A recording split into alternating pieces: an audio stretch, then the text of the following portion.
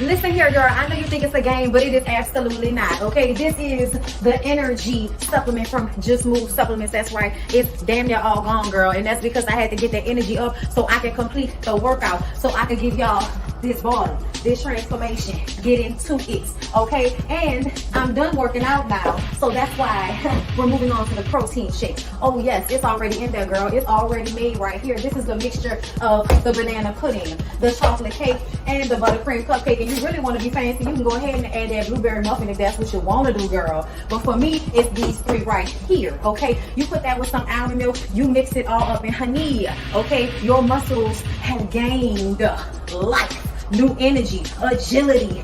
Get into it, okay? Just Move Supplements. Thank you very much. Hold up, Chief. Okay, don't forget about that TLC NutriBurst to get that multivitamin probably, because we all need a little extra. And child, if you want that sea moss that go down smooth, don't come up rough, okay? Get into the TLC Nautica sea moss. Yes, get that from me. And child, if your stomach hurt and you need to move some things around so you can be free, okay, go ahead and get that ISO tea down below in the description box. Get it all from me.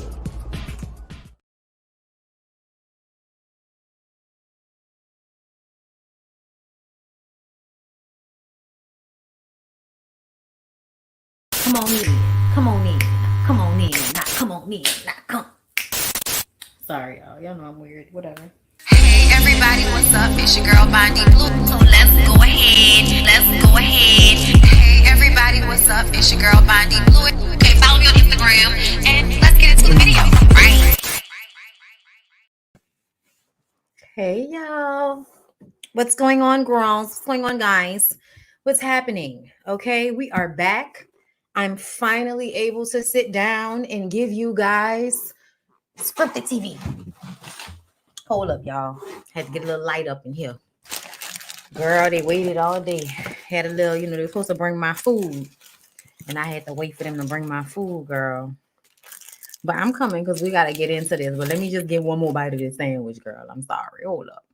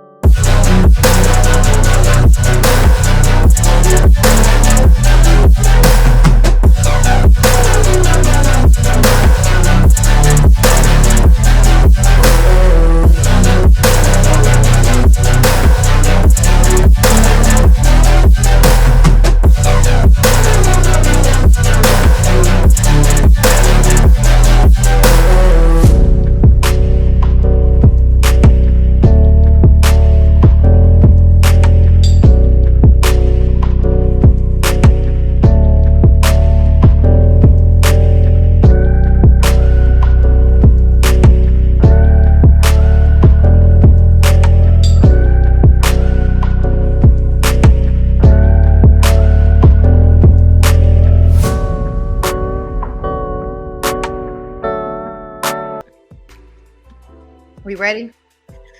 So y'all know last week was the finale to All-American Homecoming, and the absolute finale, not just the season finale, but the show finale, the series finale, chapter 5.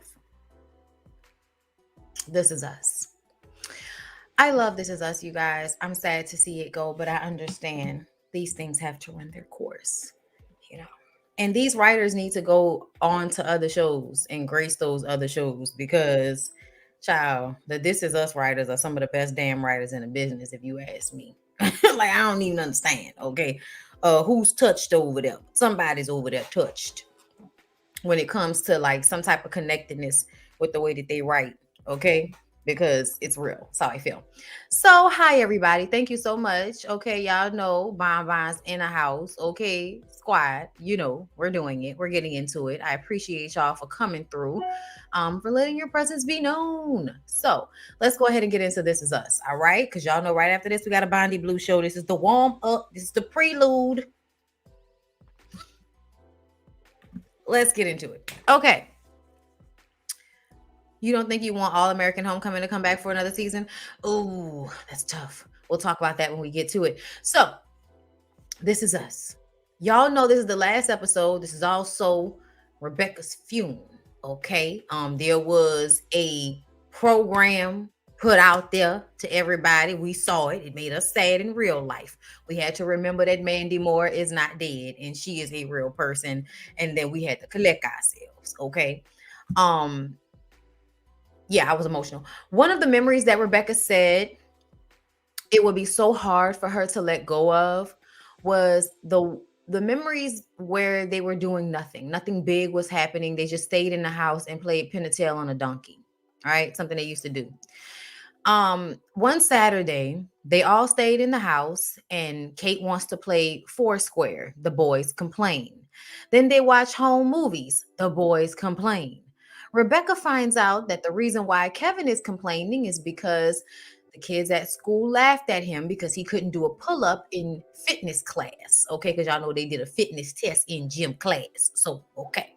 So he was feeling away because Kevin doesn't like being made fun of. Kevin likes to be the nice guy to the lesser fortunate kids at school. He wants to be the jock, but they're in middle school, so at this point he's still a little kid. You know what I'm saying? So he couldn't do the pull up. He felt bad about it, and Rebecca has to tell him, "Listen, everything isn't going to always come easy to you, but for you to be the person that I believe you're going to be, Kev, you're gonna push through. You're gonna work really hard to become that person. And some of the best things in your life will be things you'll have to work at. It won't be things that just come easily. Best lesson she could have ever gave Kevin, okay? Because, Kevin and his beauty and white privilege and Hollywood physique, it absolutely could have left his life empty and vapid and just absent of any real meat beyond his parents in his childhood if he had not made better decisions. You know what I'm saying? So the fact that Kevin really did want to be a good person and strived to be a good person, even when he was getting in his own way, even when he was being an asshole to Randall and giving us all that racial tension that we didn't ask for on this show. But yes, it was real and we had to confront it, discuss it, deal with it. Okay. Especially last year. I mean, in 2020 when everything had went down. Okay. So I think that was like one of the best things that she probably could have told Kevin is that things weren't going to always be easy to him. And that doesn't mean that he gives up on it just because it isn't easy. I think a lot of people need to understand that. Great life lesson, just period. Okay. So he says that he actually made Sophie lie to the other kids and say that he didn't do the pull up just so he can, make the non-athletic kids feel better about them not being able to do the pull-up. Child, didn't nobody believe that, but I guess Kevin thought he had that good game over the crowd.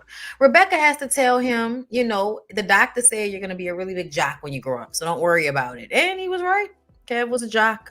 Kevin tells Rebecca she's good at this mom thing, because she was just like, I hope I said the right thing. I don't know. You know what I'm saying? It reminds me of what Beth said about as a mother, how we're just, kind of going by the seat of our pants. We're doing the best we can in the moment. You know what I'm saying? And she says that she was always pretending, on her best days to be Rebecca and the type of mother that Rebecca was. So seeing Rebecca kind of not know and her kid, her son, being the one to tell her, no, mom, you're really good at this. You always know what to say. It was just, I don't know, I guess a full circle moment for your child to have the emotional intelligence to say, hey, mom, you're doing a good job. You doing a good job. Hey, bitch, you doing a good job. Hey, bitch, you doing a good job. That's we need that every now and again. Okay. So Jack talks to Randall, okay, about why he's complaining today. And he is feeling guilty and bad because some kid at school kept calling him Fuzz because of the little peach fuzz he had above his lip. And in order to get the attention off of him, he pulled another kid's chair out from under him. And the teacher saw and suspended Randall from mathletes and gave him detention. Randall feels awful, of course. He says he's never going to forgive himself. The little kid will probably have a horrible life. And Jack was like, he'll probably have a horrible life anyway. And he was like, don't joke.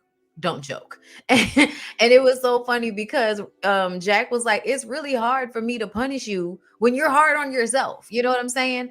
Child, I wish somebody would have paid attention to that for me. I mean, I guess maybe they did. I didn't get punished all the time, I guess, but I used to beat up on myself a lot. I beat up on myself a lot now, which is why it's like, yeah, no, I don't need any money's critique.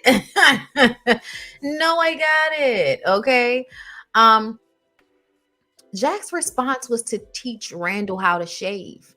And then Kevin comes in with no peach fuzz at all, needing to be a part of something. And now we're teaching both of the kids how to shave. It's a moment, and Jack in the moment realizes that it's a moment, Earlier that day, he'd had a conversation with Kate in which he realized that Kate had something figured out that the boys didn't, that she had the ability to just sit and enjoy the moment, to be in the moment, to collect the moment, breathe it in so that you can come back to it later. Because as you get older, that's really what you're doing, constantly trying to go back to these spaces where you felt safe. And this was a moment like that, you know what I'm saying? So, and it was just a trivial moment, we're shaving, but it was still one of those moments. And I concur. For me, it was Sundays for me. And I say that because, like, y'all, my dad cooked all the time, but on Sundays was my dad's day to cook the big meal of the week. Okay. Um, and usually this is something that was pre-planned and prepared for the day before when he went to Sam's. Like, every meal was cooked with a whole bunch of love and like reverence for who was going to eat it. Especially the times when my dad would cook something that was my favorite, because he'd always be like, I'm cooking your favorite, which was veal chops, parsley potatoes, and honey California blend vegetables, right? Still to this day, one of my favorite meals. Okay. Kind of how I hooked Lyric making them damn honey vegetables for him. But it was a trick that my dad had come up with when my nephew didn't want to eat, so he put honey on vegetables to make the kids eat them. And it became just a thing that we like to do. So yeah, like I feel like those Sundays when my dad would cook and then we would all kind of sit on the sofa and watch something, and it's sunny and beautiful outside, but we are in the house, all three of us on our sectional sofa, knocked the fuck out. Okay. Or when I got older and we weren't in the same space, but the feeling of the house was always the same, like this overall light peace, type of feeling. It wasn't always like that, but on Sundays it was like that. So for me, I tried to recreate that vibe in my own home, and I feel like I absolutely and definitely accomplished that. My husband was telling me the other day, he was like, "Babe, you really just, it's real nice in here." We were just sitting there. He was just like, "It's real nice," and I'm like, "I know, thank you." Um, but yeah, when people try to underestimate what that vibe is when you create, and it's not just about how home looks, it's about the energy that you put into it. You know what I'm saying? It matters. It really does. And it's like the thing I think that helps people create peace within their homes is being taught to do that as children. So a lot of people don't know how to create that for themselves. They don't know, how to make sure their space is a space of comfort for them, that they can go back to those memories of that as a child, to grab onto when shit gets dark. You know what I'm saying? And for me, it absolutely did that. Oh, you were fancy with your favorite dinner. That's not fancy. Veal chops, child. We live in Louisiana. You can get, especially back then. Like, my dad used to go in half on damn calf with cousins and shit, and have that shit in a freezer somewhere. Okay, like, it's country, not fancy, but I appreciate it. I guess a lot of people don't get veal in other places. I feel like it's just easier to get food here because Louisiana is like seafood central and farms. So like it's just easier to get certain things here. But they play pin the tail on a donkey, and Jack looks at the box, which shows three children that look just like Kevin, Randall, and Kate. When they were all, first born under 1 years old, Rebecca and Jack are in a toy store and see the box with the black kid and the brunette girl and the blonde white boy. And, like, oh my God, this is a perfect example of our kids. And Rebecca was like, when you see something this perfect, you don't just, sit it back down. You don't walk away from it. So they bought that box. And now, all these years, ahead, this is something that gives them joy, a memory that they can go back to. You know what I'm saying? It's crazy how those things happen. It's the smallest things that we can sometimes get the most gratification from. You know what I'm saying? Yes, food is plentiful here. Like that, when I say like I don't understand how people could be starving in Louisiana, I say, or specifically in New Orleans, I say that because food is so plentiful here and people give food away a lot. It's just but that's here, not other places. Me Googling blood vegetables. Who said blood? I said honey vegetables. You just cook them with butter and honey. A little bit of butter in a pan. Put your California blend in. Especially if you do it frozen, you let it defrost. You let the butter get into it just a little bit. You know what I'm saying? Like tender, but not. You don't want it to get too soft. So after that, you put a little bit of honey in.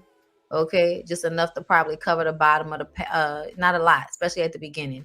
You don't need to put a lot. It's gonna mix in with the butter, like, and then we mix it up with the vegetables, salt and pepper the vegetables, and you let it cook until you don't want it to be mushy, so it's not that long of a cook, and you need to cook it low, but you want to get it to the point where the honey is soaked into the vegetables. That's why you put it in when it's like, just finished defrosting, because you want it to like actually cook into the vegetables without them getting too soggy. It's a fine line, but either way, child, yay. Um, Mom used to cook veal. Yes, my grandmother cooked veal too. That's why my dad cooked it. It's my favorite meal. I've never had veal. Never even thought to buy it. Actually, it's basically like the steak version of a pork chop. It's just very tender. Oops, my bad. I heard blood. Love you. No problem. Thank you. So yes, we see everyone swinging their kids like generation to generation. So this was like one of those episodes, I feel like, where instead of giving you something huge, they would just make you realize how important the small moments are, because I think a lot of people don't value that. You know what I'm saying? Like just small things like that you kind of do in generations in your family. Like the way we do our get-togethers and parties at the house, things like that just really made our lives rich. Is the tradition of something, and I think that it's good to have traditions, but I also feel like traditions need to be healthy, and traditions also need to be altered as time goes on. The idea that traditions from hundreds of years ago are supposed to be upheld in the exact same manner in this time period seems regressive to me, if that's a word, but just not moving forward in a healthy way.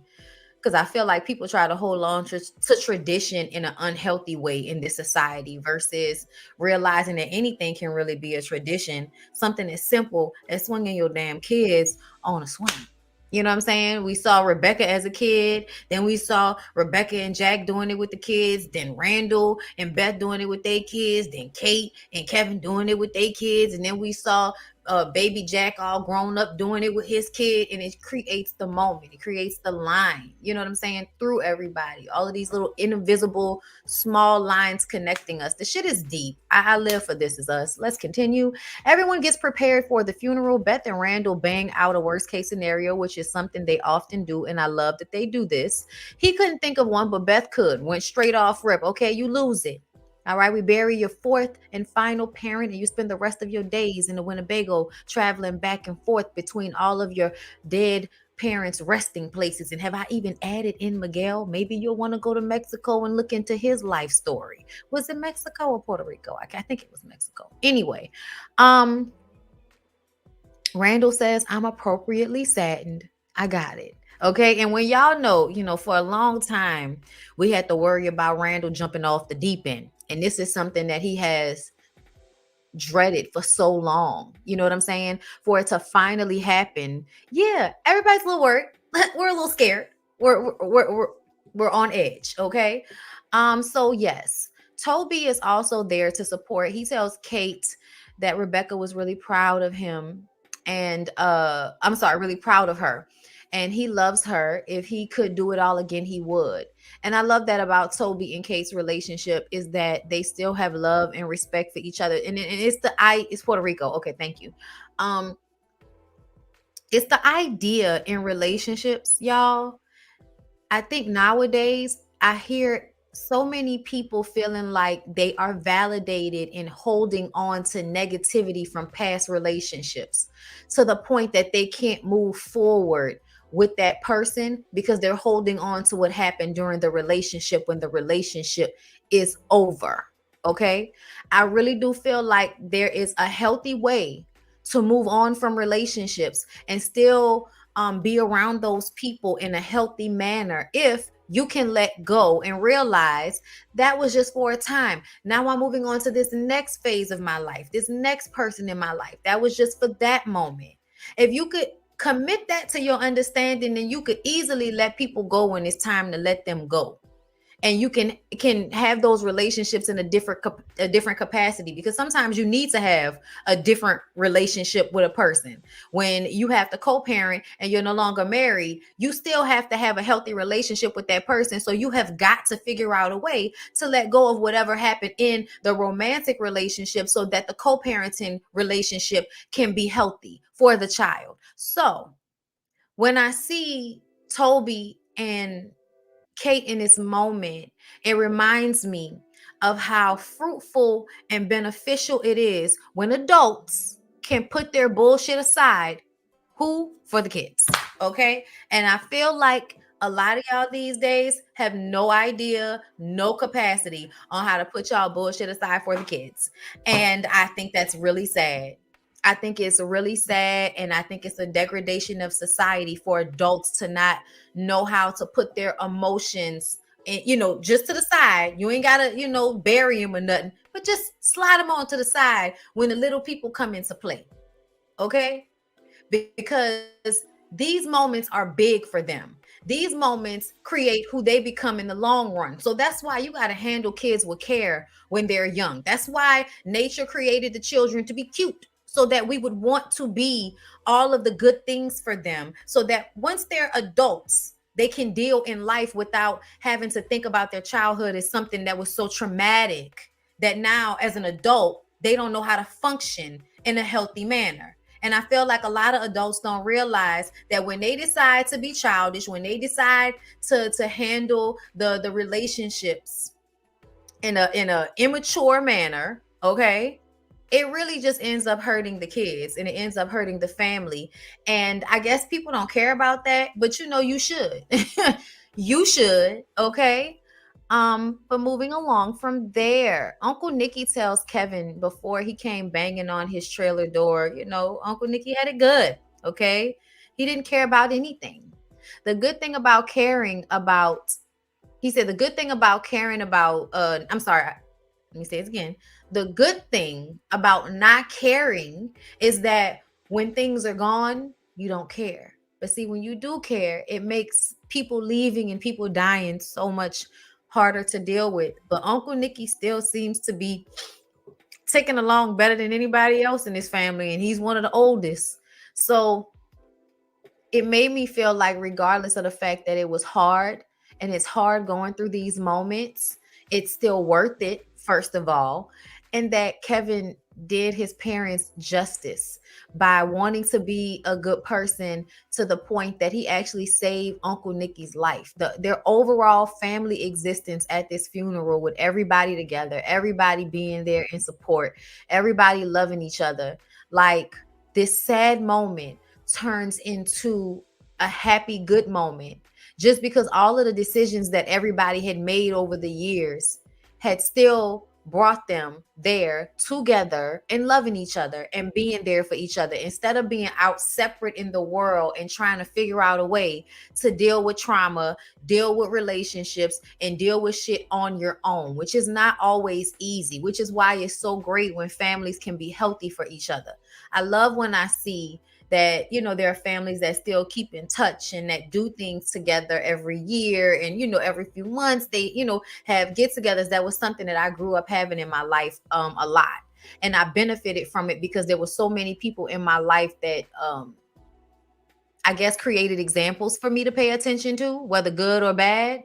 And so because my parents, also would talk to me about how to process things. So now that I'm an adult and I look back on it, the moments when my whole family was together probably was some of the best moments of my life. Every Christmas, all the birthdays, all the times where everybody was down to my mom's hair salon, especially during the summer months when all my cousins would be there. Like I have some of the best memories in my life. And it was because all of my family could put bullshit aside to come together. It was always great. So I love seeing this, and it just shows that those little things that we do. I mean, Kevin going to save Uncle Nicky wasn't little, but it was still something that he did out of want to be good for somebody. You know what I'm saying?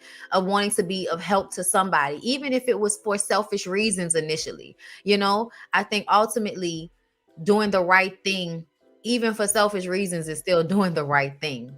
If you're a good person, hopefully it'll work yourself out like it did with Kevin. Because I feel like ultimately, child, if Kevin wasn't giving me white man sexual healing, he was damn sure giving me I'm happy and at peace in my life throughout the whole episode. And I loved it. Child, that facial hair was everything.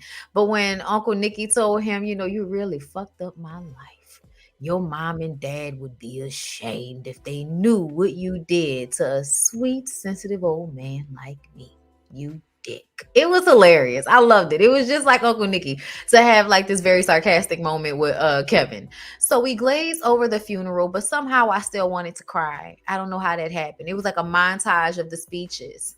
Um, we didn't get to hear Randall's speech, but everyone laughed and had like these heartfelt looks on their faces, which made me feel like Randall's speech was exactly what it needed to be. But we didn't need to hear it because we've already heard all of the heartfelt speeches throughout the seasons. So we didn't even need to do that. But you know what we did get to see? Randall and Beth walking hand in hand out of the chapel. And I don't know, something about it was just everything for me. Something about them walking out hand in hand was just everything for me.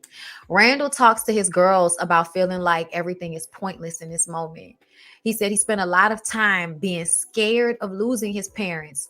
And now that his mother is gone, life is going on. He still has meetings and the bills are still due and the birds are still chirping. And that's why, y'all, I tell y'all all the time, y'all have got to come to terms with the fact that death is a part of life and appreciate people while they're here because death will come. So if you have it in your mind that that will happen eventually, instead of always trying to have this avoidance energy about it, then you'll realize that it, like I said yesterday, not something that you should fear, but something that you need to understand is a process in life. You know what I'm saying? Um, because life does go on and it will, you know what I'm saying? And it just gets easier as time goes on.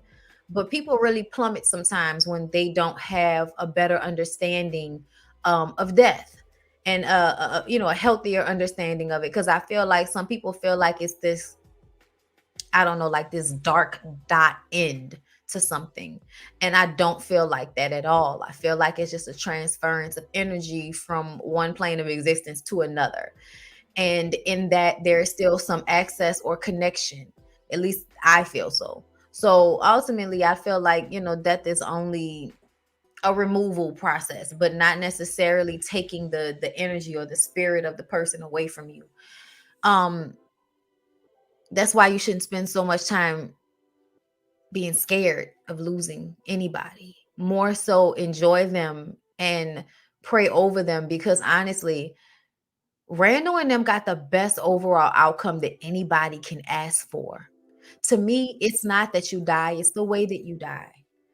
I say all the time, we die old in our beds and not at the hands of fools. because ultimately, to me, dying old in your bed with your family around you that's the best way to go. That's the best way to go. And that's what their mother was given. Like, her family was there with her until the end. And then when she left, all her family was there to help and to be there for her the way she was there for them growing up. Like, that's exactly how that was supposed to go, Randall. Like, she was always going to go, but that was the best. Like, that was, like the best overall outcome. Because to me, the worst thing is when you lose your people through like senseless violence. I know, right? It's 111 over here. Okay. I am a millionaire. Know this. Okay. And I'm a big girl. Okay. Just, putting it out there. I missed it by a second. That's all right. I got that first one in there. Listen, we don't play about the numbers, okay?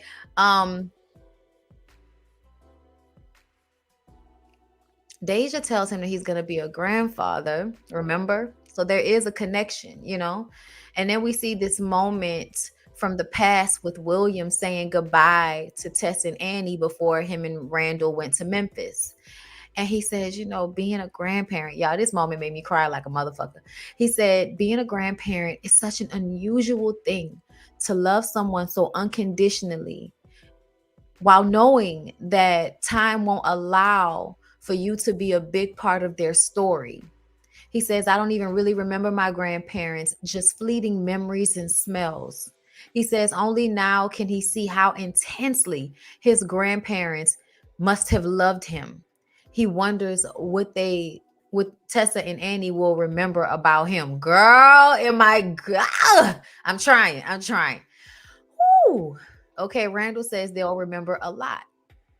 So we come back to Deja and Randall, and she tells him that she's having a son and she wants to name him William. She says even though she never met him, she knows him because she knows Randall. And finally, Randall gets a boy in the family, and he's so happy about it. He had to do a little dance and everything. But y'all, let me tell y'all something. First of all, William reminds me of my own grandfather because my grandfather was a very sleek old man. Okay. And what I mean by that is that he used to have his hair like sleek back, and he would wear a hat. And he always had on a 3-piece suit, child. I don't know why. But anytime he was leaving the house, he had on a pair of slacks, a beater, probably a long sleeve white shirt, probably had a vest over it, and a jacket. Okay, always a 3-piece suit, no matter what. Also, my grandfather was born in the 20s. Okay, so 100 years ago. That should give you an idea. Yeah, actually, my grandfather was born in 1921, I believe. Yeah, so he would have been 100 last year.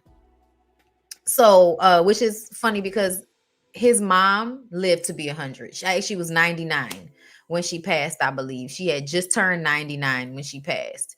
Her birthday was May 19th, I believe, my great-grandmother. But William reminds me of my grandfather. My grandfather died when I was 6. And I tell y'all all the time, he would come and visit me in my dreams thereafter. So a lot of my memories of him are from my dreams. But ultimately, like, he was a huge part of my life. He was only there for 6 years. My grandmother was only there. My grandmother died 4 years later when I was 10. I believe. Yeah, she died in 1998. He died in 1994. Yeah. Like, y'all, it was crazy, like how connected I was to my grandfather. Like, I would get dropped off by my grandparents in the morning before I started school. So my grandmother taught me how to, use the toilet, and my, grandfather would play with us all the time and taught me how to sew and, how to roll cigarettes, because we would have to go down to the corner store to get my grandfather Pall Mall cigarettes. Child, it's a whole situation. But at the beginning, but once I started school, my mom moved my grandparents into the house next door to her hair salon. Is a double. So one side was my mom's hair salon and the other side was my grandparents' house.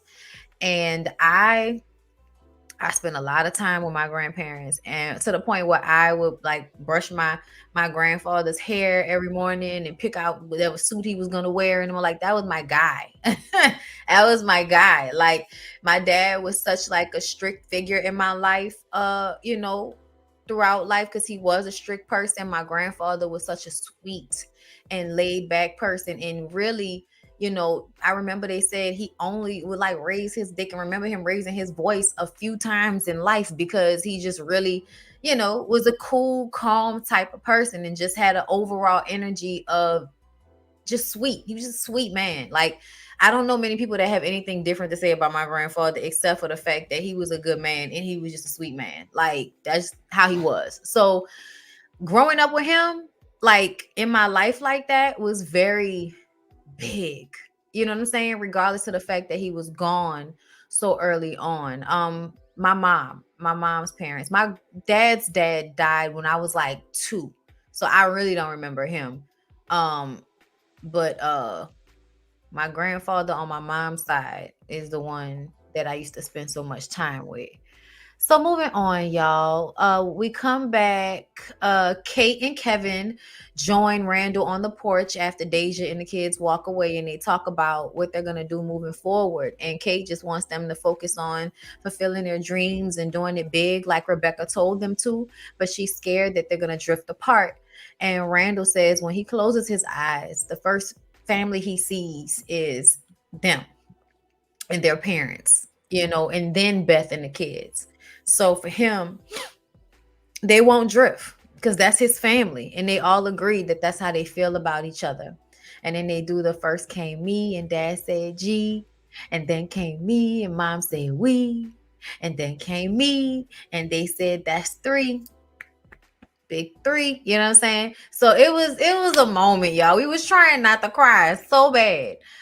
So we go back to Rebecca laying down in the bed. Y'all know this is in Rebecca's mind because Randall was like, she squeezed my hand really hard at the end. I wonder what was going on there. So we go back to that moment, and she's laying in the bed with Jack, and she's saying how she's scared. She doesn't want to leave them. And he's like, don't be scared. It's going to be fine. You know what I'm saying? And he tells her that she did so good. And she says there are so many things she wanted to do with them. And he says she will do all those things with them. Just wait. And I was just like, oh my God, you guys. Like, I really do feel that way. And that's why it made me want to cry, because I'm like, I absolutely feel that way. Even though my dad is not here physically, I am so him. And like I said, y'all, my dad will come to my dreams just chilling, like, you know what I'm saying? Like, and that's the funny part about my dreams of my dad. Like the ones I've had over the past few years, y'all know my dad died in 2009. So the ones I've had over the past few years have been like us at dinner somewhere or on vacation somewhere, and he's just there. You know what I'm saying? Like just chill shit. Nothing big happening in the dream. He's just there. And to me, it just makes me feel like, I'm just coming to say, hey, Tish, I'm still here. You know what I'm saying? Like, that's what it makes me feel like. Oh, don't do it. Don't do it. But I'm comforted by that. This show solidifies to me that those feelings must, those feelings and how I feel about death must be real if there are other people that connect those dots the way I do. Thank you, DeQuasia, for the super chat, love. I'm sad this show has ended as well, but I will definitely be going back to binge watch, okay? Because it's just such a great show, y'all. Such a great show. Sad to see it go, but was happy that there was ever a This Is Us, okay? That actually speaks to what you say about how hello there, I'm gone from us how they're gone from us physically, but they're still with us. Yeah, it does. It absolutely does. But anyway, y'all, let's switch on over to All American Child. Okay, let's go ahead and like up the video so that we can get some, different energy, because I'm trying to fight back the tears because it was a lot. It was a lot. So like the video.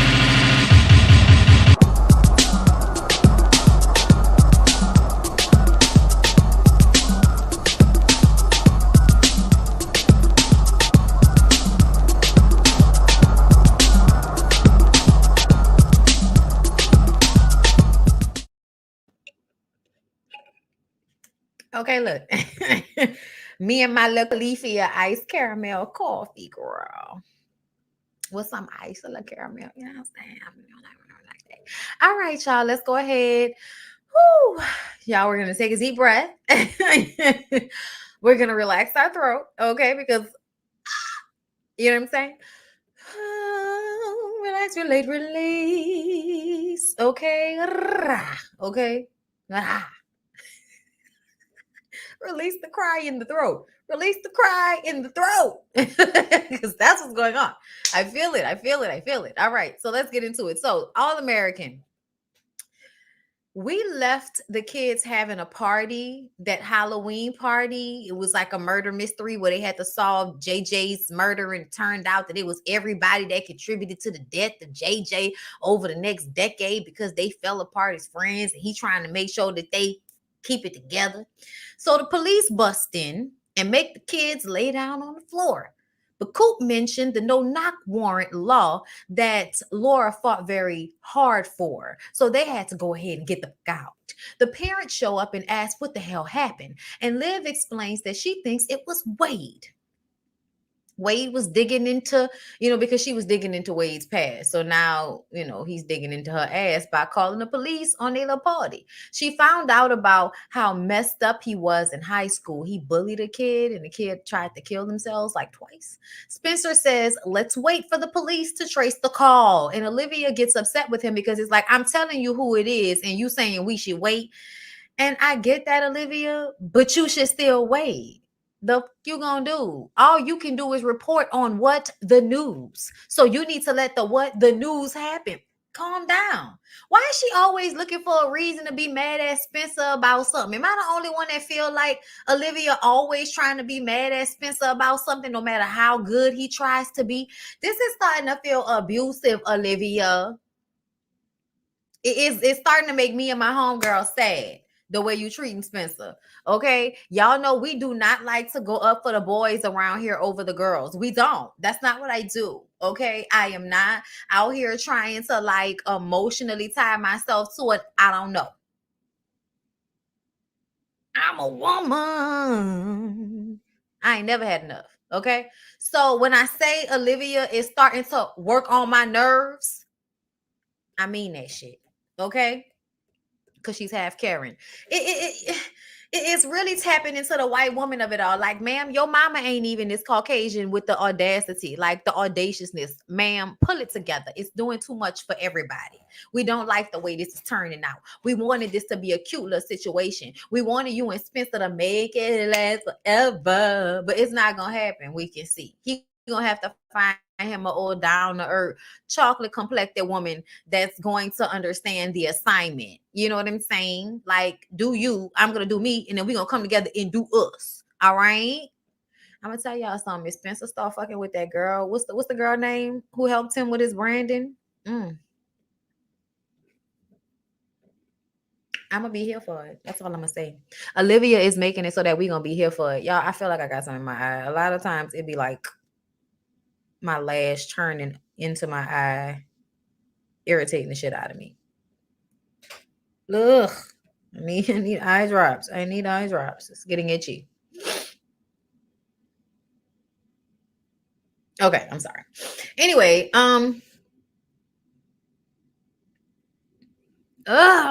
it's aggravating the shit out of me, y'all. Hold up. Davita. Yes, thank you, Davita. Let me get some eye drops right quick, y'all. Just give me a second. I'm sorry, but this is gonna drive me insane.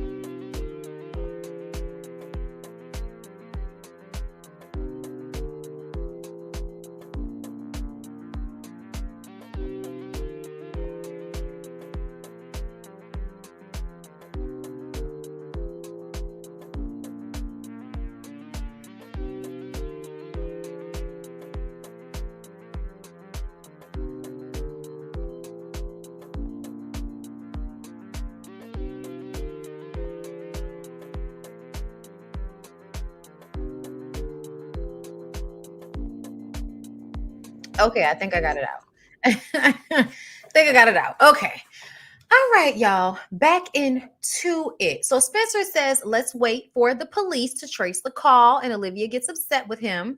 But all the girls except for Liv decide to stay at the guy's house because they don't feel safe over there where the police just bust in waving the 4-4 in Beverly Hills. Okay. Jordan tells Layla, oh, you said the same thing about Olivia and Laura? It's weird. It's a shame. Oh, wait. Yo, I'm about to say, y'all, it seemed like all of the chat had disappeared. Anyway, Jordan tells Layla that she wants them to try. I'm sorry. Jordan tells Layla he wants them to try and date. And Layla doesn't want to screw up the friendship or date another person in the vortex. And I understand that. But Layla, you know you have feelings for this man. And the only reason that you aren't saying that now is because you had feelings when you found out that, I mean, he was still with Simone. I don't understand. He was still with Simone when you started to understand what your feelings were for him. And now that he understands what his are for you, he's no longer with Simone and you running. Girl, come on. Like, I'm just tired of Layla. Like, I'm tired of Layla. Get it together. Her dad reminds her not to use her work to hide from a good thing that scares her because that's what she likes to do. So Coop checks on Spencer, who is definitely compartmentalizing this whole situation with the police. He meditated and he has the homecoming game to worry about, so he can't be worrying about them busting in the door, waving the 4-4s. Okay. Spencer and Dylan talk to D'Angelo because D'Angelo wants to propose to Miss Grace, and we're excited because we want Grace to be with someone. Okay. We want Grace to have a man at home. And he's so good to her. That's what we want for her. Okay. We tired of her being the lonely, beautiful black lady that everybody won't use as a resource, but don't nobody won't be a resource to her. Okay. So we're happy about that. Dylan and Spencer kind of gave D'Angelo a hard time, even though they already had signed off on him months prior. Okay. Coop and child. Coop and Patience spend the night together, and Coop made breakfast. And she asked, so what are we doing? And Coop suggests that they take some time alone to figure it out, take a little trip. And so Coop ends up going on a lunch date with Sky, and Sky is like, "Are you really that scared of your feelings for me? They're gonna run back to old situation." I was just like, what? How do you come to that conclusion that she was scared of her feelings for you? Or maybe she needed to get her life together so that her and Patience could give it a go. Okay. Like, I don't know. Like, that just kind of made me like, okay, Sky, if that's the conclusion you came to. Okay. Like, I don't know, y'all. It kind of made me feel like, I don't know. It didn't ring true for me, is what I'll say. But whatever. Spencer and his coach talk about him being stressed about playing JJ and Asher. He tells him it's not the last time he's going to have to play family. So just remember on game day, your only family is the one on the sidelines with you. Remember that. Then Spencer asks if he can take on. Oh, wait, no. And then Spencer asks his take on Wade. And he says, listen, we all know that he the best QB in the country or whatever, but yeah, I don't really like the little nigga. I don't really fuck with him like that. He the black sheep. I don't really like him like that. He disrespectful. That's what he felt like. Okay. Asher's coach Montez offers Asher a ride, even though he has a car. And once they get to school, he actually, says, "I just wanted to make sure you were okay." Because he heard what happened with the swatting. Okay. And then he finds out that Jordan was made the QB in Wade's absence. Okay. Wade gets arrested in front of the team and blames Spencer and Jordan. So now the team is looking at them crazy, even though we all know swatting is not cool. And as young black men, they could have been killed. So whenever this big-headed white boy, who's another player, was bucking for Wade, I was just looking at the team like, oh, this is a team of motherfucking followers. Okay, gotcha. I didn't know that it was a whole team of motherfucking followers. This is sad. Y'all are some black men, young black men on this team, and y'all just gonna go along with what the big head white boys say, even though y'all know Wade ain't shit, and y'all know Wade probably got them people swatted. And if that could happen, anything could have happened. That shit not cool. So I just kind of feel like, oh, y'all just down for anything because he the head QB on y'all team. Trash as fuck. I feel like the team doesn't have any integrity because the coach doesn't have any integrity. And we're going to find out soon. Okay. Olivia and Spencer talk, and it seems like they are breaking up. She hides things from him to keep herself at a distance because she feels like he makes her doubt herself.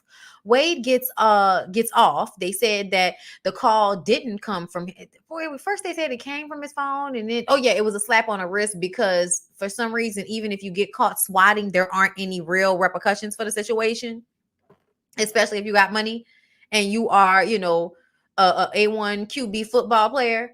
So Olivia goes home to Billy and Laura, who are pissed about it as well. It was really, really annoying. I want to say this about about Olivia keeping her distance from Spencer because she feels like he makes her doubt herself.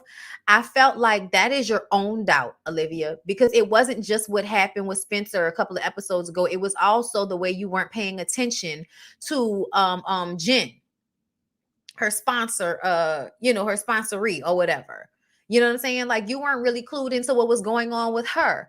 But somehow you questioning yourself, it's all Spencer's fault. Like I just didn't like that she did that, especially when Spencer told her he wanted her to do what was best for her and her career and not to worry about him. And she still somehow puts it on him like he's the one that's asking her to make concessions in her career when he's telling her to do the exact opposite and she's making those decisions all on her fucking lonesome. Girl, I don't know what to do with Olivia. Spencer talks to Grace and she asks if he can give Olivia the time to figure her dream out since he's always had his figured out. And I feel like that time could just mean y'all don't need to be together at this point in life. Y'all are both in college. Y'all are young, date around. Olivia and Billy go tag team Jordan and Spencer's coach about Wade, basically saying that he should not have been allowed to come back on his team after he swatted two of his other teammates. What the fuck? Okay.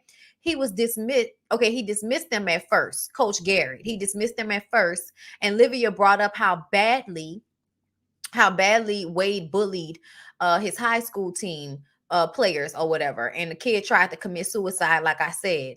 The coach benched Wade and made Jordan the QB1 right before they stepped onto the field. So they start the game, and Spencer is a little off his game, but somehow still scoring his ass off because, black boy magic and this and that. Then Wade calls Olivia a bitch during halftime, and Jordan knocks his ass out. I mean, floors him. He wasn't getting up. But he injures his hand. He breaks his wrist and then still continues to play the game. Olivia showed up at the last moment, which kind of gave Spencer the jolt of energy that he needed, I guess. Coach Garrett tells Spencer that he didn't see the magic before, but he proved him wrong. So now he has to go out there and do it again, Spencer. It's like, oh yeah, thanks for giving me the pep talk I didn't need from you, nigga. Jordan starts playing so he doesn't have to throw the ball as far, and they win.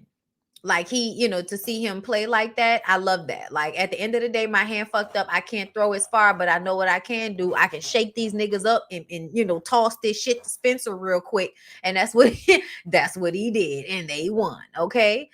And Layla, after ices his hand and then kisses him, and she still has a little pause, but it's going to happen. Asher's coach tells him that he's the reason the game was as close as it was. You did good, kid. You did good. And of course, Spencer and Jordan are the future of their team. Grace tells D'Angelo that she is moving to Oakland with him, and he promises with an emerald surrounded by diamonds. My nigga, I loved it. I loved it. I thought it was the best. Y'all, I love, love, love like rubies and emeralds. Like, love the stones, girl. Love the stones. Billy doesn't trust Garrett, so he's now starting to do his own research on him. And Laura asks if he's doing it for the right reasons. Or are you gunning for that man's job because you feel like nobody could coach Spencer and Jordan as good as you? Which one is it? And it's like, no, Laura. We know. We see where you're coming from. We see it, but girl, no. Girl, no. He's suspect as fuck. We need to look into it. We don't trust him. His team is suspect. He's suspect. There needs to be a switch around. Okay.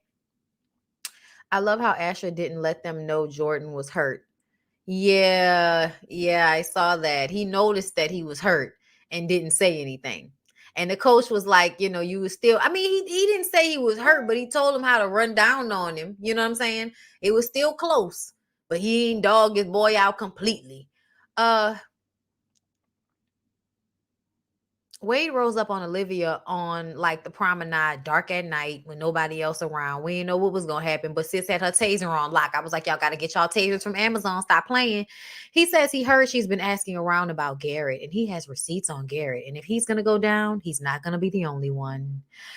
Layla thought her dad was going to hand his company over to her since he announced his retirement this episode, but oh no, he's handing it over to Clay. So remember, she dissed Clay and Clay had feelings for her, and now it seems as if Clay might be coming back with a vengeance to make her life miserable because she paid him dust, or he can become a romantic interest working closely with her while she's trying to make it work with Jordan. A mess. Thank you, Sonia, for becoming a member. It's greatly appreciated. Thank you. Jordan is going to be out 6 to 8 weeks because he, broke his wrist on Wade's face. Olivia tells Spencer that she's breaking a story on Garrett, so he better grab his ankles and grease his ass up. She be fucking over there, man. I mean, yeah, run your story, talk your shit. But ultimately, why does it always seem like, it has to be something concerning Spencer? Like, if he isn't the subject of it, he is somehow involved. Like, why?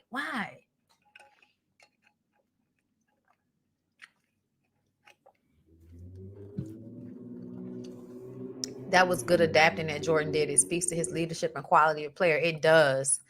Yep, I got 2 tasers and pepper spray. Stay on ready. Listen, I stay woke.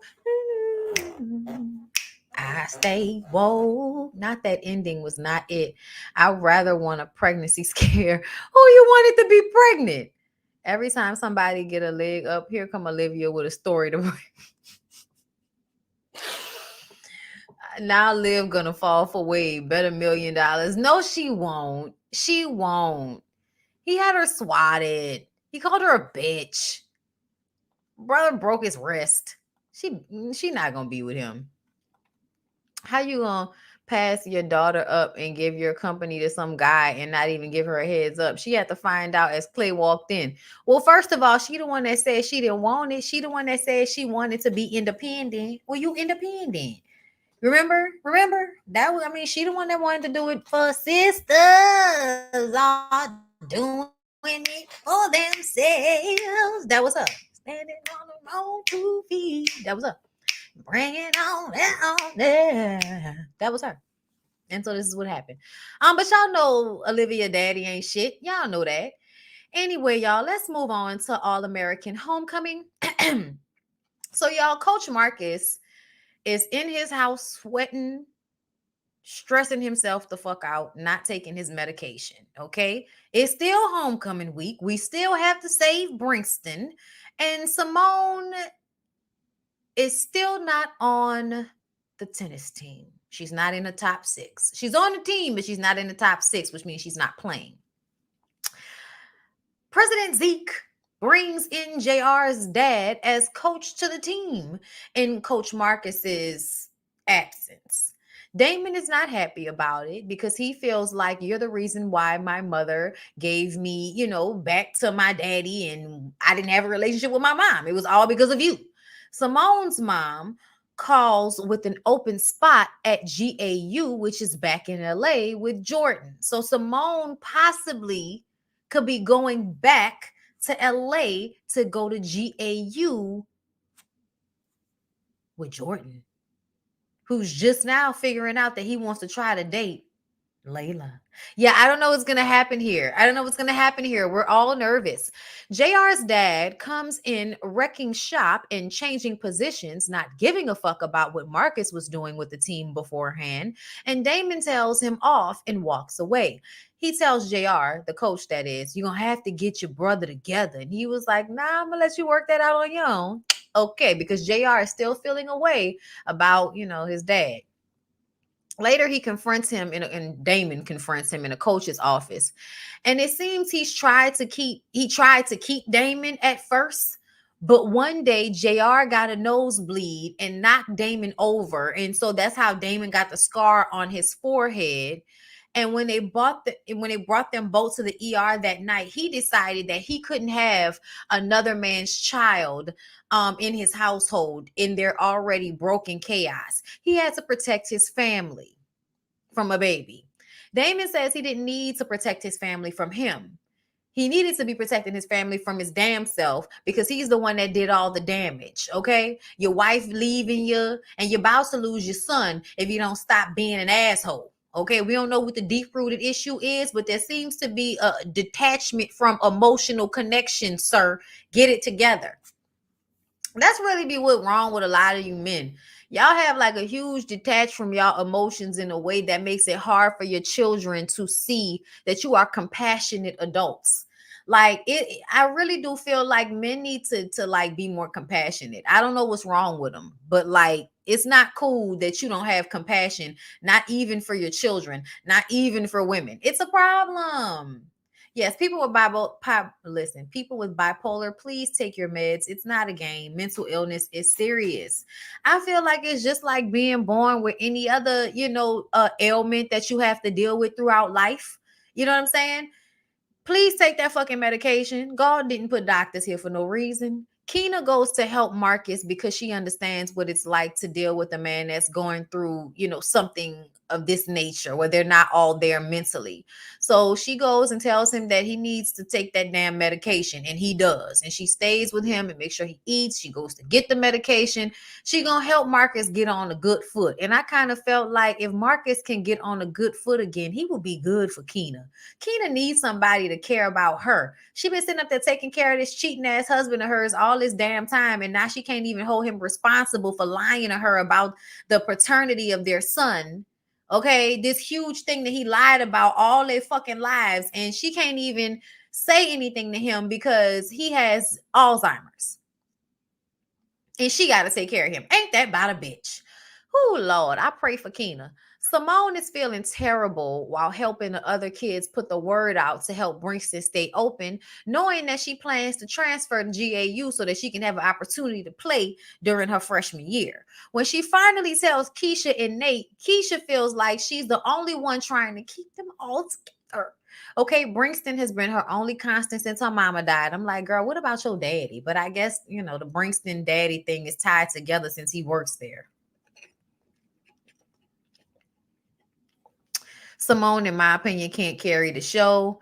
I can definitely see a Keena and Marcus pairing. I agree. That's why men die faster than women. They don't go to the doctor. They hold things in and it comes out as anger. Yeah, yeah, yeah. They don't know how to relax, relate, release. Okay, they don't know how. It's sad, but you need to learn how to let things go and how to take care of your body and your mind and your spirit. And men feel like that's lame. I don't know, but I feel like it's lame to die early because you angry. But whatever.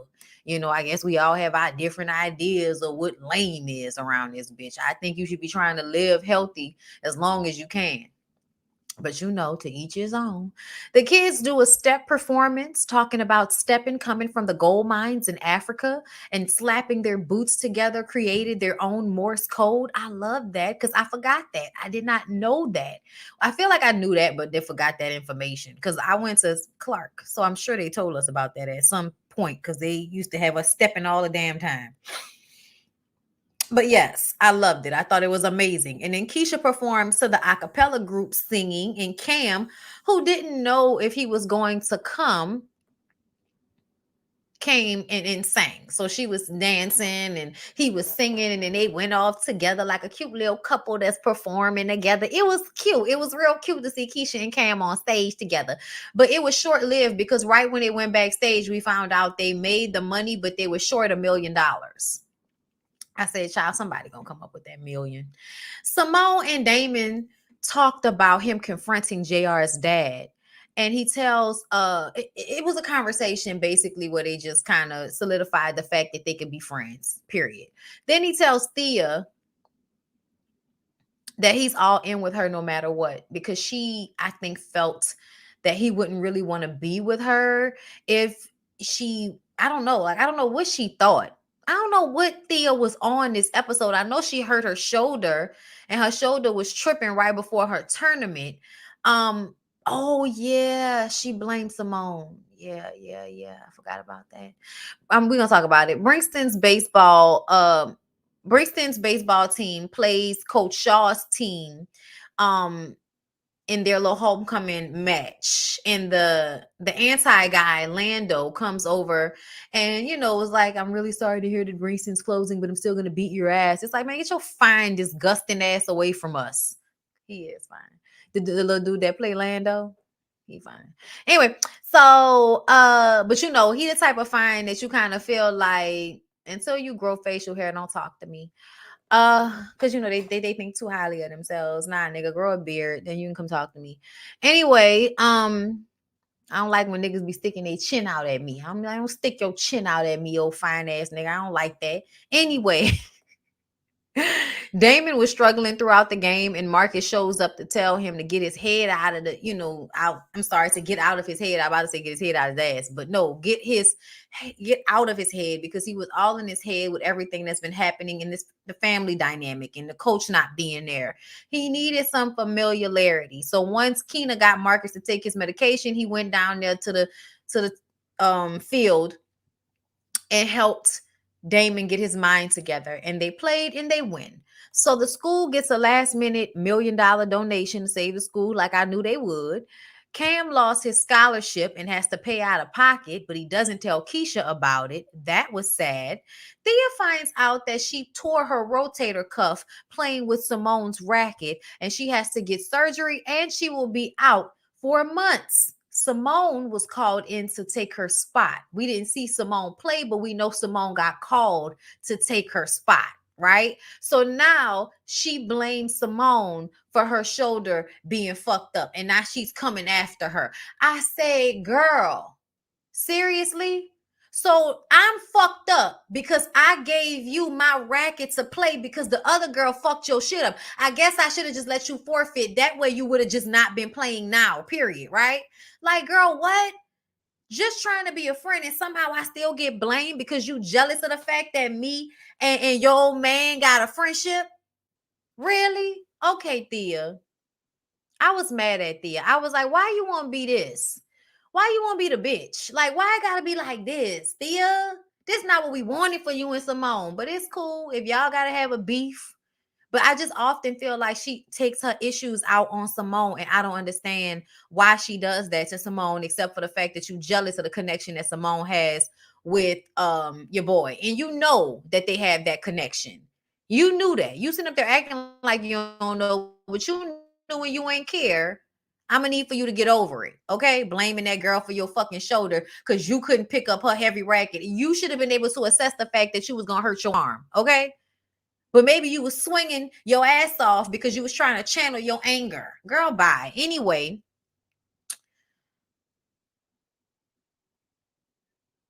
apparently the money was Simone's mom's doing, and she hooked it up to where the only way they will receive the $1 million for Brinkston to stay open is if Amara became the president of the school. So Zeke had to step down and Amara is going to take over. That I am more interested in, okay?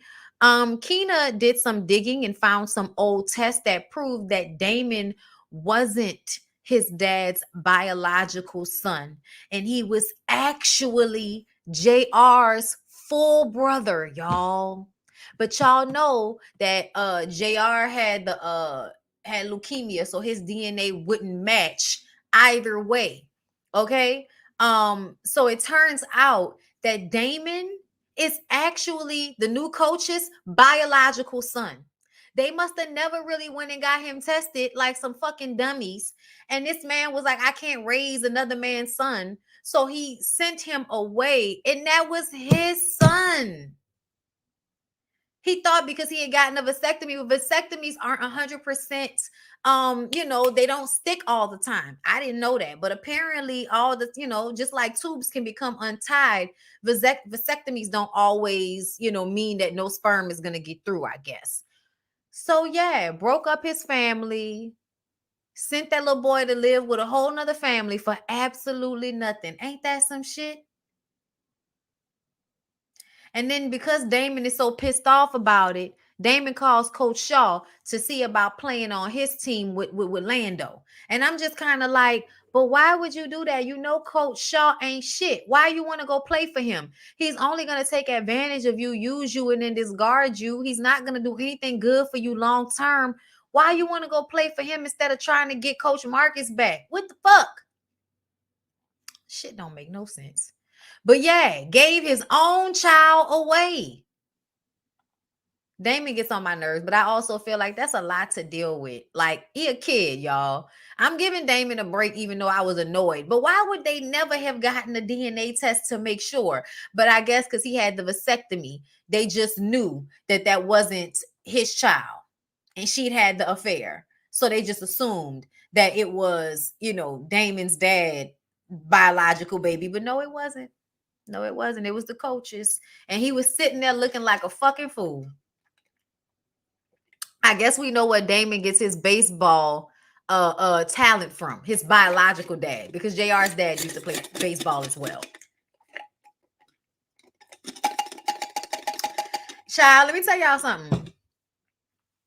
Y'all, I would have people arguing with me all the time when I tell people that they need to learn how to like stop taking shit out on children. Like, if that man could have got over that and loved that child anyway, and they probably would eventually found out that that was his son, I bet you he would have been like, well, I'm glad I didn't let my ego get in the way of me loving the boy. Goddamn. You know what I'm saying? But y'all let y'all egos get in the way of y'all with these damn kids. I feel like people get their ego, they let their ego get in the way in the worst way a lot. And it ends up causing more damage than good. And men usually are like that. I ain't raising no other nigga, baby. Okay, we'll lose out on, you know, all of the other things that you would have gotten from that experience. Another thing is like, I don't understand. So do you really not realize that loving on another child, even if it's somebody else's biological child, is still a good thing because those children still grow up to see you as a parent? So they still feel indebted to you when they get older. So you have more likely a chance of being taken care of by one of your children, because there's always going to be one that's not going to do what the fuck you taught them to do. So I just kind of feel they both got renewed 2 weeks ago. Good. Damon was hurt in a moment. I don't believe he's going to go through with it. I hope not. But yeah, y'all, I was just kind of like, there have been so many times on like paternity court and shit I've been watching and feel like a man deciding that he no longer wanted to be a part of a child's life because he found out years down the line, you know, the baby like 5-6 years old, and you didn't found out you're not the biological child, and now you don't want to be there for the baby because that's not really your child and you mad at the mama. I feel like that's stupid. I'm sorry. I feel like that, to me, that is some type of like weird thing to cut your feelings off for the child. It's not the child's fault. You know, and niggas will sit up there and be so, it's still, you feel like it's okay what she, no, I don't feel like it's okay what she did, but I also feel like the child didn't do anything and the child still deserves love. Child don't ask to be here. So I think when adults keep in mind that it's not the children's fault how they get here, it's not the child's fault who their parents are. What's more important is that the child is innocent and deserves to be loved and taken care of either way. If people can have that in their minds, maybe we could have a lot less fucked up adults in the world. But it's too many people out here that really want to be selfish with the lack that they have to give. Because that man has a total emotional detachment in life. You can tell by the way JR runs from conflict and the way his mama is running from this damn marriage, that that man has probably been disconnected emotionally for years. Okay, so you didn't have a lot to give anyway. Thank God he was raised by the daddy that actually did show him love.